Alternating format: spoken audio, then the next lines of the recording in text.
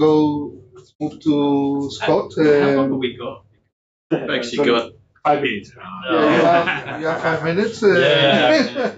Sorry, Scott. I'm glad I went first.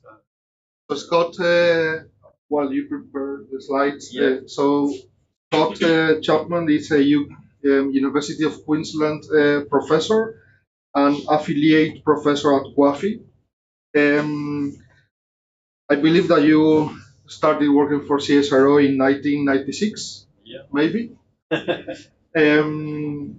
So he leads multiple projects in applications of machine learning and artificial intelligence into the agriculture domain, and his career research has been around genetic and environmental effects on physiology of field crops, particularly in the context of drought.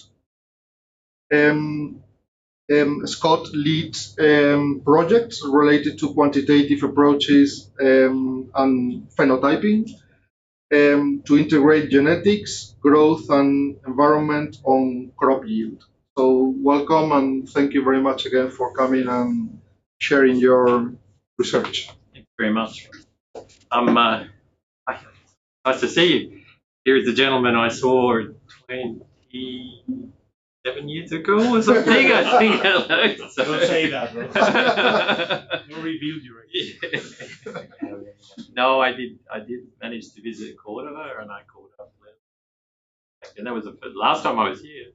Hasn't changed much in the old town. Delighted to be back here and also to have the opportunity to build some relationships with Bernie. After that with Pablo and Maury, team of graduates from here. Really exciting. So I'm going to talk about two things today, and I'm going to skate through things. Unfortunately, I'm not going to be able to give you an in-depth science analysis because I want to tell you about the types of things we're doing to talk about the opportunity to engage with you guys. So there's two big initiatives. One is this one, AAGI. This is an investment from GRDC. For 15 years, they were investing in statistics for agriculture, for analytics in the grains industry. That was SAGI. Now it's called AAGI, which is analytics for the Australian grain industry. What happened was GRDC back in about 2020 reviewed their investments in statistics, which is all GRDC investments. I mean, GRDC spends about $50 million a year in research on grains. Country, it comes from a levy from the growers and a Commonwealth. Well, that those people who run those trials or those investments or research programs, they have the opportunity to get statistical support. And now they have the opportunity to have a much broader level of analytics. So the AAGI's only been around for a couple of years now, and we're one of 3 partners in that. And so it's a big investment. It's about $90 million across the 5 years. That's including money from us. And the idea was to really lift analytics and its application across the industry. And a lot more than just biometrics. It's everything from the kinds of satellite analytics from Greece to. And we're trying to really build up that human capacity. These are the portfolios that we address. This is GRDC's notation. They have a strategic plan built around these portfolios, and all of their research sits inside those, but don't need to read this in too much detail. I'm just trying.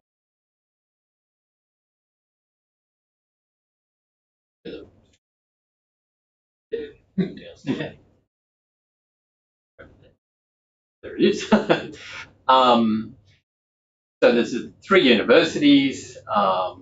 We're all about analytics, so we don't do any. We don't go and do any field measurement. We don't do any stuff like that. We're trying to work with these projects. But the key thing is to have these sort of 3 things running. We're providing service and support, so that might be a couple of weeks of work per project, hundreds of projects per year. And the idea is that whatever service and support we're providing helps us decide what kind of R&D we should do in analytics. So at UQ, we've got about a dozen postdoctoral fellows across a lot of topics and a dozen PhD students in aspects of it. And then there's also training and trying to help learn how to use stuff.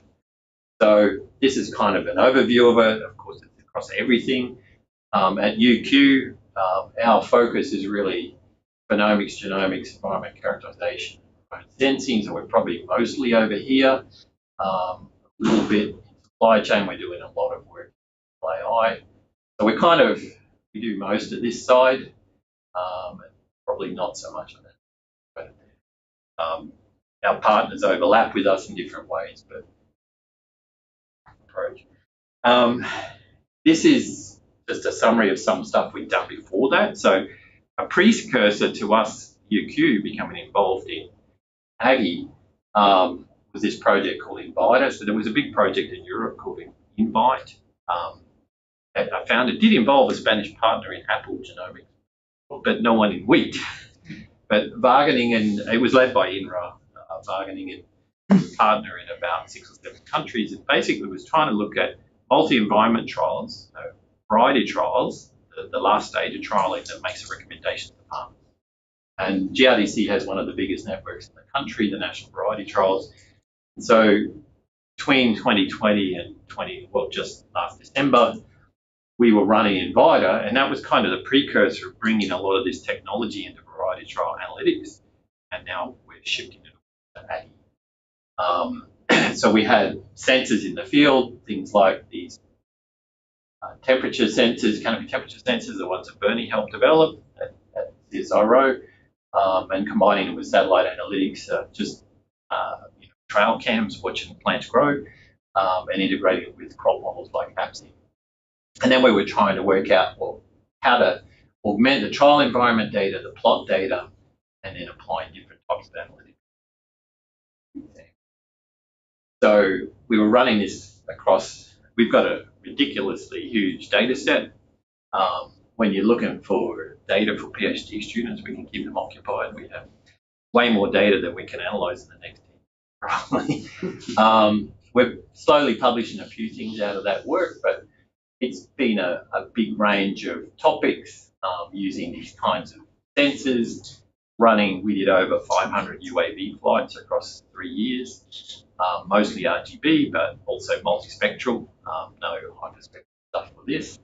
And we're trying to work out how we can put that together for prediction. And here's a little bit of an example of some of that. So we had cameras in the field watching wheat grow, so we could track green area index using the algorithms from Fred Barret's team, and also doing head counting, which came from another project. It was a machine learning project we had. We had a lot of partners. If you've heard of the GWHD, the Global Wheat Head Data Set, published that work during COVID. And we can track how these crops are growing. So this is in a reference plot. But we can also run AppSim to try and predict these data. So we can start to use it to validate that our crop models work at scale for predicting heading data. And we can actually tune that from the variety trial. We can tune that for all the varieties across the country. Javier's doing some new work on this topic, which he wants to talk to Bernie about, which is trying to use these combinations. We haven't published his work, but drafting some work around that. The other thing he was doing was looking at revisiting the stress indices across the whole country. So looking at all the variety trials, we're computing stress indices directly from the weather or also from simulation, and trying to reclassify the variability. We also were looking at using drones to do all kinds of things like head detection. This was just for sorghum, but we were also doing it with proximal cameras for wheat, developing that kind of thing. That was really just to track canopy development and plant stand or tiller number have impact on sorghum. One of the things that GRDC was interested in was if they started to do these kinds of drone flights, because in Australia, you've got to remember that the network is very distributed, remote, So a variety of trials on a farmer's field, and it could be 200 kilometres from the person after it. So wait, you know, when you drive all the way there and the weather's no good or there's something else that's gone wrong, then you don't necessarily get the data that you want. But drones are a good solution in part because they're the most practical way to get the information quickly when you've got to travel long distances. But one of the things we were wondering about is sometimes you need to abandon these trials. Right? They don't establish well enough and you just go, can we kill them? So part of what we've been doing with the data sets was applying statistical analysis. This is the statistical pipeline SPATs from bargaining, which I know Bernie knows about and maybe other people use. And we were in the process with bargaining and publishing some work on this, trying to work out how to make decisions about when to abandon a trial. But we had to get GRDC to give us all the data about the trials they planted but didn't harvest. Because we actually flew a bunch of these trials that ended up not being harvested. But you needed to know about those. They're the ones that failed. So if you want to know which ones to eliminate, you have to know about the ones that never got into the database. I got a longer story about that and Spitfires, but I can tell you about so we started using that kind of thing just for those decisions. And I've got half a dozen examples of sort of some key work that the teams are working on. This is Javier Fernandez. These are all research fellows in AAGI. Javier's been looking at basically reclassifying environments across Australia and trying to understand how variety performance changes between different types of years. We're trying to just bring together combinations of interpretation with models and data to understand that. And he's doing some work here looking at is just trying to track fractional cover through the season and interpret differential responses between cultivars. So we've got drone data for some of these. If you've got 5 or 6 points where we've got the drone data, we've got the satellite data for the full season. So we use the satellite data for the full trial area to try to estimate cover or whatever trait we're interested in, LAI or whatever. And we're trying to use that as the average track and then trying to use the drone at 5 or 6 points to see whether we can discriminate amongst the varieties and try and understand, is that variability that we detect from the drone combined with the temporal pattern from the satellite helping us explain the yield variability. CE, I won't talk much about this. She's just started on this work recently, but we've taken the entire NBT and we're running it through AppSim again. I've done this kind of work multiple times in my career, but we've got some new approaches to this. We can super tune the model much better now for heading date and things like that. And we're trying to extrapolate some of the other growth parameters that are in the modern cultivars because of the changes that we're trying to pick up. That's basically a G by E by M study. And the idea is, one thing we're interested in is, we've only got 120 trials across the country for wheat, and we're trying to predict for about 10 million hectares. So how do we do that effectively? We're trying to work out how we can extrapolate efficiently from these trials, because to me, it's been one of the big problems with how we interpret variety trials. I just realized, we did get Sophie's picture. So Bernie kindly reviewed the thesis of Sophie. So if you want more details, you can ask about that.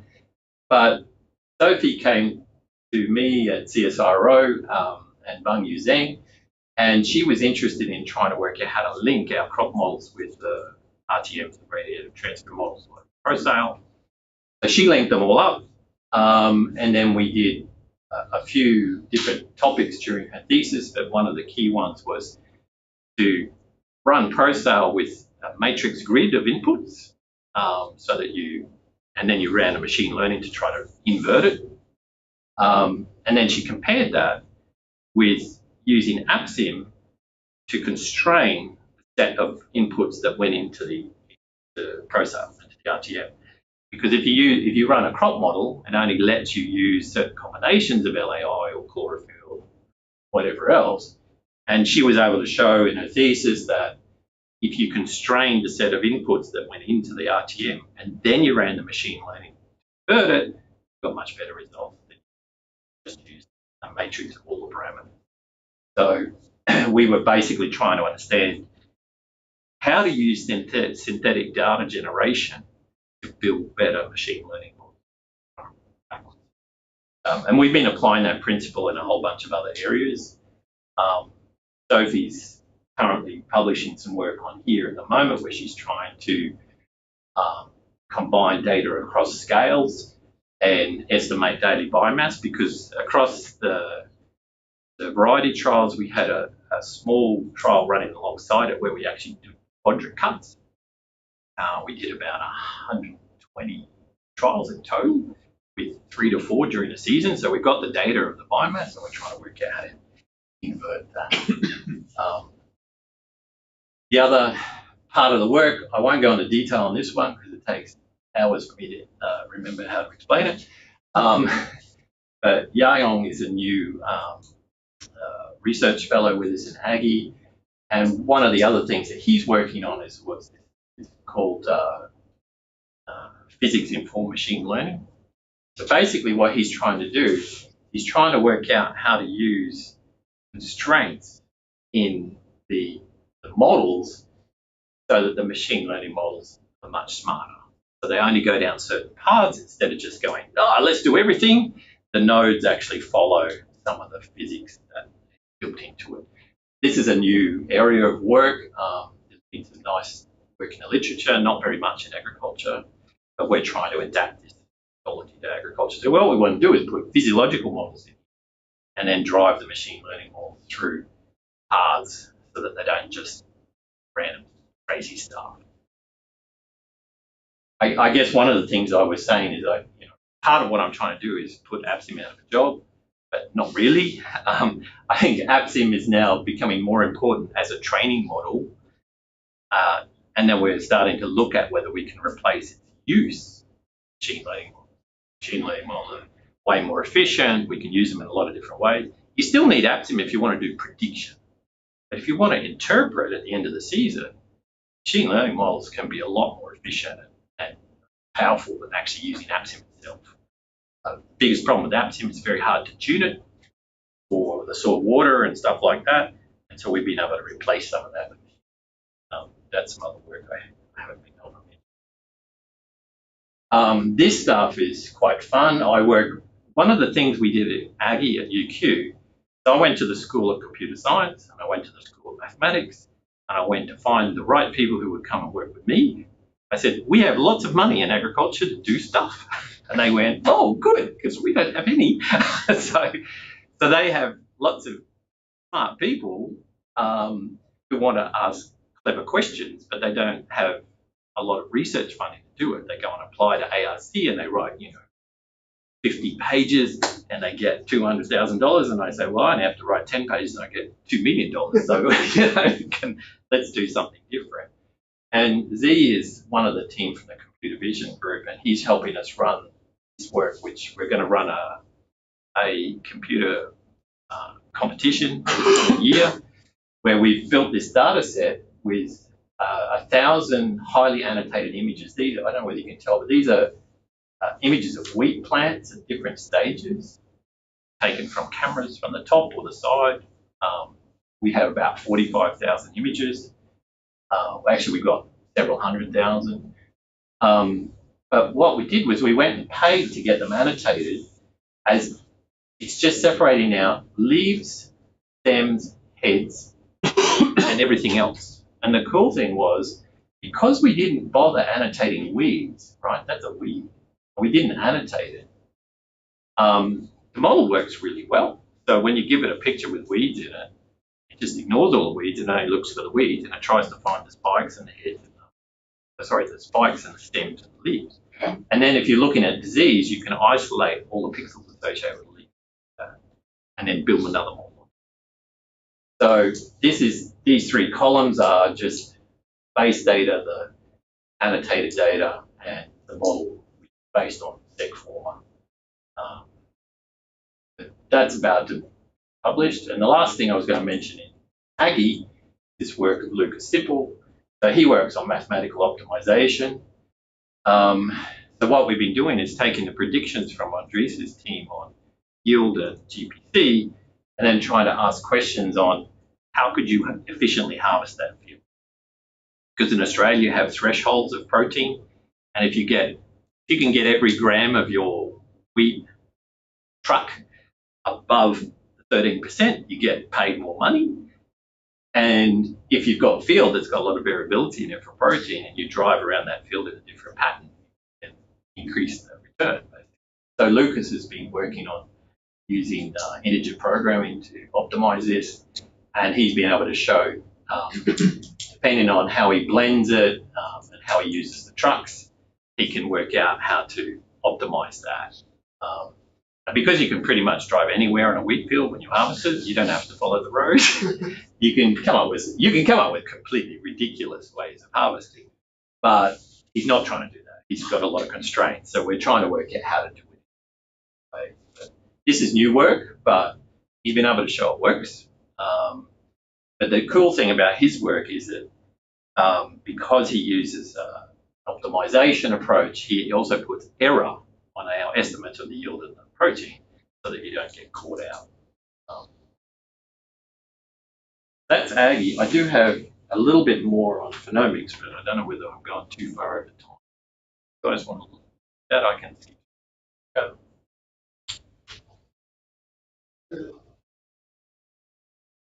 I mean, if you can do maybe a summary of. This is pretty quick, because I already mentioned a couple of things.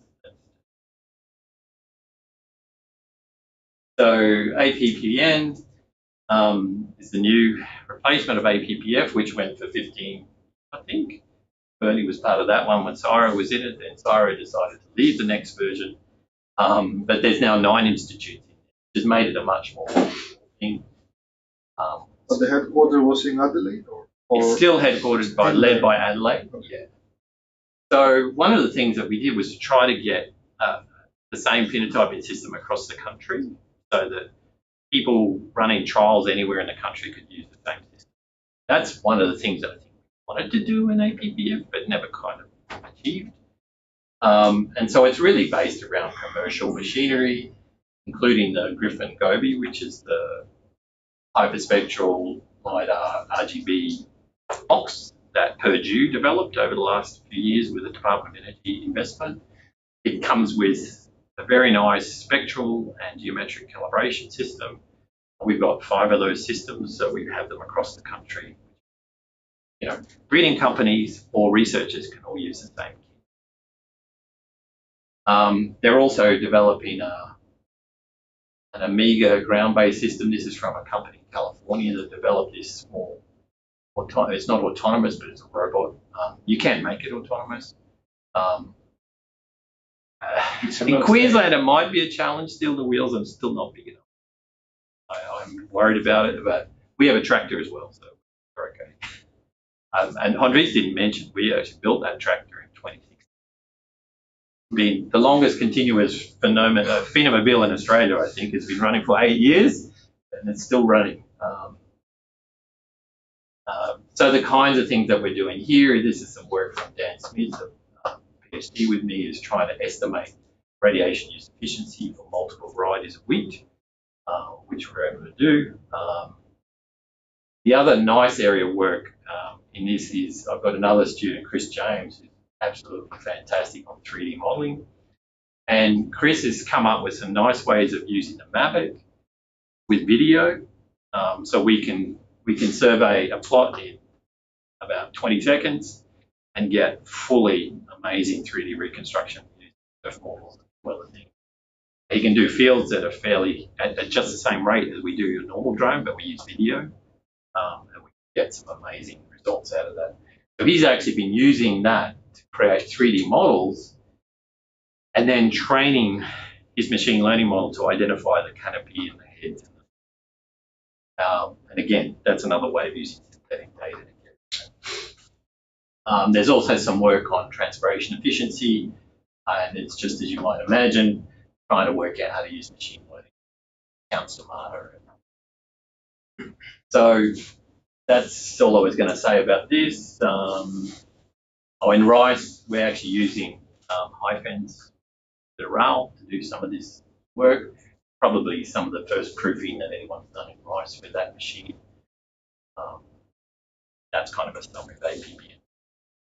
So I might stop there, but you know, it's pretty clear that the group at UQ with these interests in analytics, everything from satellite to phenomics, we've got a lot of overlapping interests with this particular team.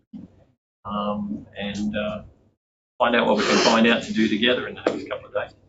Yeah.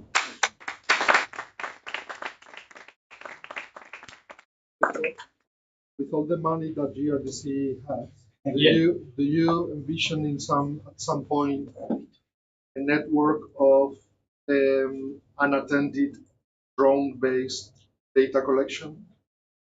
Yeah, they're interested in it. Because I think that's now a lot more feasible than it was a few years ago. Now with all these boxes of drones that can be deployed. Yeah, with a Mavic multi-spec in it. If it's got a Mavic multi-spec in it, I think we can start to do it. So we will be investigating it. The problem is you're still going to get the box to the place. But the reality is... Yeah, but then you leave it there. Then you have regulation issues. No, we can get through that. But in remote... Yeah, because... Not here. No, in Australia we can get through that. So there are drones in boxes at most of the silos in WA. So they actually have drones that will fly and monitor the whole area, and it actually re-estimates the size of the wheat stacks and stuff like that. So that's been passed through CASA, and they have a big studio in Perth where they watch all the drones and stuff. So it's realistic, but well, we've got to get the price down far enough to see that the value to someone like GRDC is efficient. That's hard. Because that's probably cheaper than having people going forth and back. It is, but when you think about for national variety trials, they're run by trial service providers. The commercial companies have a contract to run a trial for GRDC. And at the moment, those costs, I don't know what the real cost is, and I probably not let me say it, but it's around about $50 to $100 a plot to have the data at the end. So they don't have much more money than that. And so then the question is, what's the added value? And the added value is you make an early decision to kill a trial, or you truly can add value to the result. That's still a hard thing to do. So trying to justify them. What I'd like to do is I'd like to see them in at least about 27 regions that trials are allocated to. If we had 1 or 2 trials in a region had a drone, then I could see that we could make some justification. If it helped us build a better phenology model, or a better interpretation of the EO, or a better estimate of Harvest Index, or whatever else, then I'm not. We're trying to get there, but it's the logistics in Australia. That's the opposite problem you have. I mean, it's the logistics of the distance that are the motivation for it. If you're a mining company, it's easy to make the decision, right? And the pricing of the drones is the mining company. And they're trying to calculate how much they've taken out of the mine today with a remote controlled drone, and that information to them is worth millions of dollars on the day. Whereas in a single trial, a drone flying is worth tens of dollars, not millions of dollars. That'll be the challenge. We have actually tried to look at long-range drones. So there was a company flying medical supplies across Queensland, for hundreds of kilometres and delivering by drone across the state, the medical samples. And they were interested in trying to set up a hyperspectral service as well. So we actually had them fly 200 kilometres to a site, fly the site, fly back. With CASA approval? With CASA approval. What was the outcome of that? Well, they use little planes to do it, so they don't get quite the resolution we want, and they're still actually there. The same problem your company mentioned, the robot company, to have more investor money to continue to exist. So that's probably more possible than the drone in a box. So they were based in Gundawindi, and they could basically go within 200 kilometres. Longer range. Anyway. Yeah, there's still the logistic challenges. So regarding the machine learning models fed by project transfer models, are you thinking about a hybrid approach in which both synthetic and real data go together? Yeah, most of the time we've just been working with developing a baseline of a machine learning model from synthetic data and then testing on real data, which is what's over here. And it works fairly well for some of the things that we've done. But yeah, we need to work out how to build a hybrid version of that. And that's partly what Yael and Sophie are looking at as well. With the physics-informed machine learning, it's effectively doing that because you're basically trying to bring that in as a hybrid. Yeah, what we found is that because of the calibration issues, atmospheric corrections, all that, when the real data comes in, then obviously the model falls apart and doesn't work so well. So a hybrid approach would allow to have the physical basis plus the real conditions. So I think a hybrid approach, but we need a model that can understand both. Because they are slightly different. Yeah, that's another approach to it. I guess for some of the things we're working on, you've got to find the right motivating example. Like pin down an example and say, okay, in this situation, I have this much real data. I can do a good job with the synthetic data. How do I then build it? How good and the quality of the data, of the real data. I'm becoming more convinced by some of the more recent modeling work. I mean, we're working with a group in China on foundational models in wheat, and they've got 3 million images of wheat plants, and you just throw that into Dino B2 or something like that, get it to analyze it, and so it's understood the 3 million images, and then you just, on the top of the model, you stick our segmentation model or our head counting model onto the head. They call it like the head and the backbone. And so you just train a subset of the imagery with that and apply it across the foundational model. Because the foundational model is basically understood everything that's in the imagery. It's amazing. That's actually, in the image analytics world, that's where I think we're heading, is building these crazy monster foundational models and then training them to do certain things. If we can adapt that to our physiological functional models, I think that's probably the way we'll end up. I know it's a lot of fun. I'm still a crop physiologist. So when I talk about this stuff, I leave holes in everything. But I think the exciting opportunity. Very exciting. Question? Yeah, sorry, we have time. Yeah, well, I have some. I don't want to keep going. We can discuss later. But something on that line that you were saying that we're trying to implement as well is what now they call explainable AI. Yeah, so physics-informed machine learning, same kind of thing. Right. So trying to develop models that are not like a complete black box. Exactly. We can at least, by the way they are implemented, they will give us some information about what are the handles that are implemented in the model that is able to predict. And even that's very interesting when it comes to use machine learning to define, ideal types, for example, where you are targeting some specific physiological trait and combining that with the phenomics and A by E by M. Well, and then you bring in large language models too. So if you've got lots of annotation from experts and you're trying to work out how to reinterpret that. So the area we're really interested in at the moment is studies interested in disease phenotyping. Because disease phenotyping is all, expert scores. You just fancy. So the first target is how do you turn imagery into expert scores? But my first question is, are the expert scores actually right? Because then you have to work out what ways can you quantify this and how will it. And the other problem is, how do you get the imagery? So, yeah, interesting opportunities. Okay, great. Thank you. Any other question? Anyone? Okay, well, thank you very much, Scott and Andres. Very nice to have you here, and I hope you enjoy Cordoba. Although it's not as sunny as expected. It was much sunnier. It was 38 degrees last time I was here. I really mentioned that it'll be around tomorrow. Yeah, so they'll be around tomorrow, and if anyone would like to have a chat with them, just let me know, and I'll be in touch. Thank you. Thanks.